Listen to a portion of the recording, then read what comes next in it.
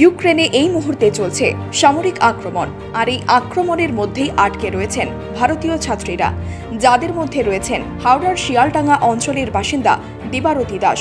তিনি মেডিকেলের ছাত্রী। খার্কিভ ইন্টারন্যাশনাল মেডিকেল ইউনিভার্সিটিতে পড়াশোনার জন্য যান 2020 সালে ডাক্তারি পড়ার জন্য। সেই ইউনিভার্সিটির 5 নম্বর হোস্টেলে তিনি অন্যান্য ভারতীয় ছাত্রীদের সঙ্গে থেকে পড়াশোনা করেন। সামরিক আক্রমণের পর কর্তৃপক্ষ হোস্টেলেরই আন্ডারগ্রাউন্ড বাংকারে নিয়ে গিয়ে রাখেন সুরক্ষার জন্য। আতঙ্কিত হাওড়ায় বসবাসকারী তার পরিবার। সরকারের কাছে পরিবারের আবেদন, সেখান থেকে ভারতীয় ছাত্রদের ফিরিয়ে আনার ব্যবস্থা করুক সরকার।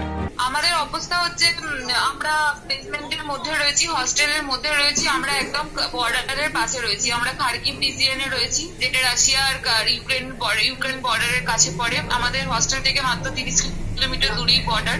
তো আমরা যখনই বম্বিং এর কাল ভোর 5টা থেকে বম্বিং স্টার্ট হয়েছে, তো আমাদের এখানে প্রোটেকশন হয়ে গেছে। আমাদের বেসমেন্টে রাখা হয়েছে সেফটির কারণে, আর খাবার জল সমস্ত কিছুর ব্যবস্থা করছে।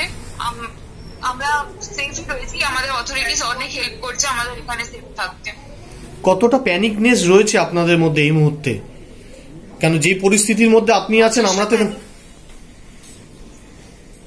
যথেষ্ট প্যানিকনেস রয়েছে। শুধুমাত্র খাবারটা জল দেওয়াটা একটু নেসেসিটি নয়, আমাদের সবসময় বাইরে শুনতে পাচ্ছি যে কোনো মুহূর্তে অ্যাটাক চলছে, কখনো বম্বিং চলছে। তো আমাদের প্যানিক সিচুয়েশনটা খুবই বেশি।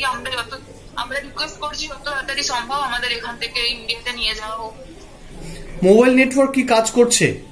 মোবাইল নেটওয়ার্ক খুবই স্লো, কখনো কখনো থাকছে, কখনো কখনো একদমই থাকছে না। তো আমাদের কাছে এটাও খুব অসুবিধার বিষয়, আমরা বাড়ির লোকের সাথে কন্ট্যাক্ট ভালোভাবে করতে পারছি না।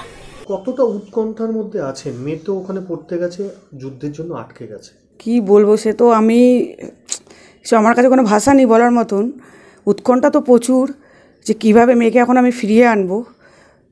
এইটাই আবেদন যে তাড়াতাড়ি করে ওখানে যত ভারতীয় আছে, যত স্টুডেন্ট আছে, তাদের যেন তাড়াতাড়ি ফেরাবার ব্যবস্থা করুক সরকারের কাছে আমার এইটাই আবেদন। যতক্ষণ নেটওয়ার্ক থাকছে ততক্ষণ তো ঠিক, এখন যে কোনো মুহূর্তে নেটওয়ার্ক বন্ধ হয়ে যেতে পারে, তখন কি করব সেটাই।